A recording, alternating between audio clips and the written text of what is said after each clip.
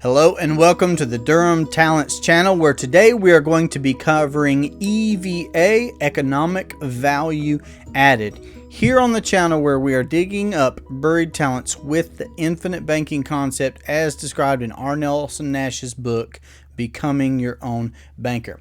EVA, Economic Value Added. I can remember it was some years ago now that I'd first heard that term of EVA, Economic Value Added.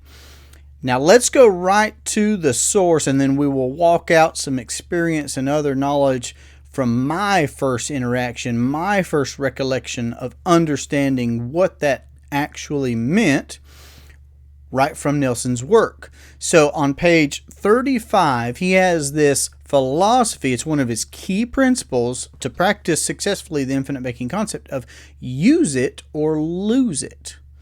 So when we're talking about that principle of use it or lose it, we're referring to economic value added in that we are ascertaining and establishing that our capital has a cost of money. Our capital has a cost of money. Now, Nash would continue there in that section of the book to walk out and say that this was not a matter of interest rates, the function of interest rates, but rather the cost of our capital, the cost of our funds. So let's establish some basics again. Here we really boil down to 3 rules to practice the infinite banking concept. And those are to pay yourself first, secondly, to pay yourself with interest, and then third, to recapture all the money. Okay, so the entity that we use is a whole life policy, a dividend paying whole life policy. Should be with a mutual company, a company that's had a dividend for well over 100 consecutive years. That's the entity itself. Now, if we walk through those 3 rules to practice the infinite banking concept again, with rule number 2 being pay yourself with interest, that is where we land at EVA. That is where we will make the connection of the cost of money that should be added to our capital for its use, which ties back to Nelson's quote of use it or lose it. Now, conventionally, we're all taught to park our money somewhere, many times in a qualified plan of some sort for the next 10 years, 20 years, 30 years, etc. And regardless of whether we're talking about a home, there are actually a lot of business applications that Nash even covers in his book. He actually refers to an article in Fortune magazine back in the 90s where Coca-Cola was being praised as a very renowned company, obviously, but in particular because the concept of EVA, economic value added, came into play. And then there was a subsequent follow-up article also in Fortune magazine just a couple of years later, where some errors, some common mistakes were established as well concerning EVA. So I'd like to touch on that momentarily. So in 93, there's a September issue, just so you can know, and that's written in Nash's Becoming Your Own Banker book. Fortune magazine was talking about Coca-Cola and the value of and importance of EVA. So it was known then, it was established in that article, how economic value added would really and truly separate companies. So again, if all things are equal, if one household is losing it, that part of Nelson's phrase of use it or lose it, and the other is using it, okay, and if they're equal in everything outside of practicing using it so that they don't lose it, meaning the cost of their capital, EVA, then the one will outpace the other successfully in its finances. Same could be said for a business. The same could be said for a side hustle. The same could be said for investing at any level. So, and here let me prompt you with a question at this point so I can be very clear about what it is that I'm expressing. would you let me have, or anybody, but would you let me have the use of your capital? Any money that you have in any plans, programs laying around, just money that you could get to, would you let me have the use of that money and charge me 0 interest? And then my follow-up questions would be, well, how much do you have to let me use at 0% interest, and how long will you let me use it? So you're beginning to see, I'm sure, what it is that I'm trying to point out here. There is indeed, like Nash says, a cost to a monetary cost to our capital and the use of it. And if we don't recognize that and practice that, then we are losing. We are missing out. And it's no secret that the vast majority of Americans today are paying volumes, double-digit percentages of our incomes are being paid in interest to third parties, to other folks. That interest is forever leaving us, never to return, via our car payments, our mortgages, our vacations that are put on credit card. I mean, just the list can go on and on and on there. Either we are paying interest to someone else for the capital that we've used of theirs, we've borrowed it from them, or we are forfeiting the interest that we could have otherwise earned on capital that we are amassing. And if that capital is not given a monetary cost, then we are losing. We're losing. So that's the point that I'm trying to make out here. Just like you wouldn't let me have the use of your money for no cost, what I would advise us to consider, what I suggest that we consider, is that we take the place of the banker in our lives. Again, the whole impetus here is to suggest that we could become our own banker. So occupy that banking function for yourself, me for myself, you for yourself, in your business, in your investing, in your household. You occupy that space of the banker. Treat your money the way that your capital, the way that it should be, by awarding it a cost of its use. Okay, so let me return back to our rules. You know that you wouldn't let me have the use of your capital for an indefinite amount of time at 0% interest, at no cost. And if you would, you're beyond my help. No, I'm sure that's not the case, but you see my point there. Now, if I return to the rules of pay yourself first, pay yourself with interest, recapture the money, let me make sure that we're clear yet again on pay yourself first means paying premiums into the policy that you own and control. A properly structured whole life policy with a mutual company, a dividend paying mutual company. The second part, the second rule of pay yourself with interest is just being an honest banker, like Nash says in the book. There is a cost to our capital. We should recognize that, and to have success practicing effectively the infinite banking concept, we must give a cost of money to our capital. So pay yourself with interest.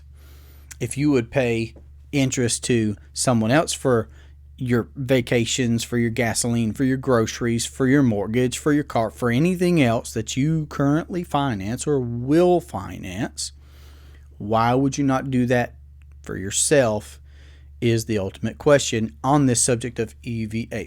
So it doesn't matter whether we're talking about Coca-Cola, my house, the Durham household, your household. Will outpace our competitors, will outpace an apples for apples, oranges for oranges scenario if we do and someone else doesn't. It's use it or lose it. That's the principle. Page 35, again, in Nash's book. Now, the common mistakes that were mentioned in that follow-up article in Fortune magazine that I mentioned, that took place in 95, my notes say. There were a handful of common mistakes in approaching EVA, and I believe that we'll be able to sum those up here, but let me read them out to you. Firstly, it was said that it's not made a way of life, meaning it's not adopted as a principle, a discipline, a habit, an understanding, just something being as it should be. It's not a principle. It's not adopted as a way of life. Secondly, most managers try to implement EVA too fast. Again, Rome wasn't built in a day. I say that often here on the channel. Rome wasn't built in a day. You eat an elephant one bite at a time. The longest journey starts with the first step. This is the idea of practicing the infinite banking concept. Becoming your own banker is a systematic approach to our need for finance. How we can occupy our entire financial footprint piece at a time.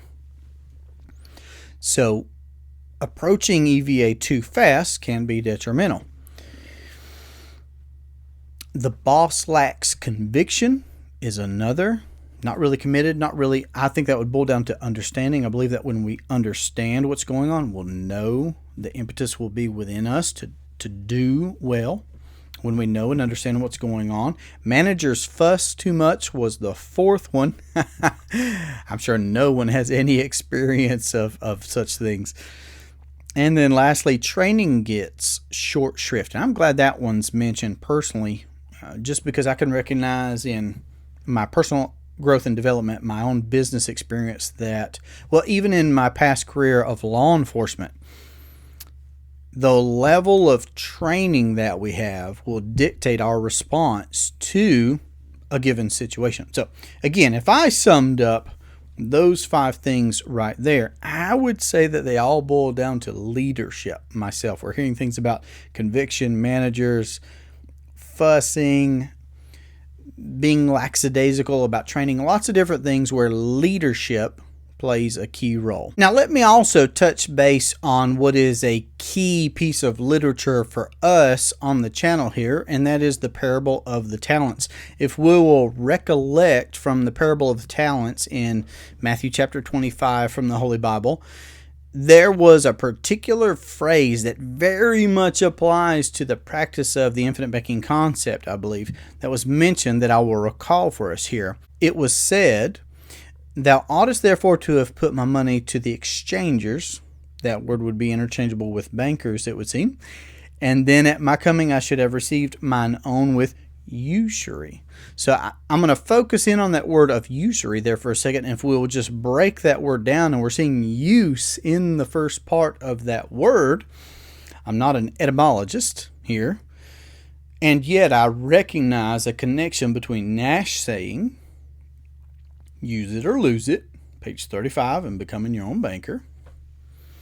EVA being touted in those issues of Fortune magazine as separating businesses from each other, those that would recognize the cost of money. And then knowing that the second rule of infinite banking is to pay yourself with interest. So again, if you would borrow money from someone else, you would have to give a cost of the use of that capital. So if you borrow, here's where the rubber meets the road. If you borrow from the cash values of your policy for practicing the infinite banking concept, your need for finance, if you're going to borrow from your family bank, if I'm going to borrow from my family bank, my policy, then I should be giving a monetary value for the use of that money. If I borrow X and I set up my repayment, because I don't want to steal the peas, and I set up my repayment back to my policy, I'm going to give, and I'm inclined to be generous in my giving of interest, in my adding of value to my family bank. I tend to be generous in that way. That's my inclination. You know, if a commercial bank would charge 5%, I'm 10%, because I value my capital, and I value my capital more than anyone else's, and I suggest that you do too. So I would give that cost of capital back to my system, the system that I own and control. And I think that the parable of the talents is a beautiful example because of the wording that it used, mentioning at the very least, what we should be doing is, accounting for the banking function.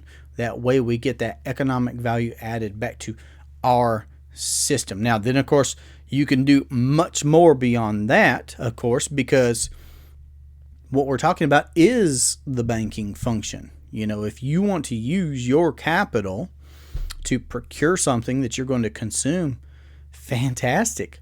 Do that. It's the infinite banking concept. You can use it for whatever it is that you are already doing or want to do. Your need for finance.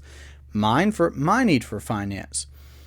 If it's to buy business equipment, to take a vacation, a mortgage, to finance a vehicle, anything. I don't care if it's braces for the children, just anything, okay, that we want to be able to do for ourselves.